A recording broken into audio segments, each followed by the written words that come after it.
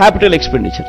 ఎప్పుడైనా చంద్రబాబు ఏమంటాడు, నేను స్కీములకు పెట్టలేదు, నేను క్యాపిటల్ ఎక్స్పెండిచర్కి పెట్టాను, అందుకే నేను దాంట్లో ఎక్కువ, అందుకే నేను పెట్ చేయలేకపోయాను, ఇంకో మాట మాట్లాడుతాడు. పోనీ అక్కడ చూద్దాం క్యాపిటల్ ఎక్స్పెండిచర్ ఎవరి హయాంలో ఎంత జరిగింది, ఎవడి హయాంలో నాడు నేడు జరిగాయి, ఎవడి హయాంలో హాస్పిటల్ బాగుపడ్డాయి, ఎవడి హయాంలో స్కూల్ బాగుపడ్డాయి, ఎవడి హయాంలో క్యాపిటల్ ఎక్స్పెండిచర్ జరిగింది.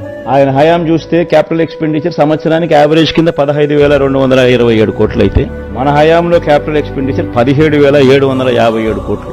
కొత్తగా 4 సీపోర్ట్లు కడతా ఉన్నాం, కొత్తగా 10 ఫిషింగ్ హార్బర్లు కడతా ఉన్నాం, కొత్తగా 6 ఫిష్ ల్యాండింగ్ సెంటర్లు కడతా ఉన్నాం, కొత్తగా 17 మెడికల్ కాలేజీలు కడతా ఉన్నాం, నాడు నేడుతో స్కూళ్లు రూపురేఖలు మారుస్తా ఉన్నాం, హాస్పిటల్ రూపురేఖలు మారుస్తా ఉన్నాం. ఇవన్నీ ఇప్పుడు జరుగుతా ఉన్నాయి. ఇన్ఫాక్ట్ ఇవన్నీ కూడా మన కోవిడ్ 2 సంవత్సరాలు ఉన్నప్పటికీ మోస్ట్ ఇంపార్టెంట్ పాయింట్ అది గుర్తుపెట్టుకోవాల్సింది అందరూ కూడా.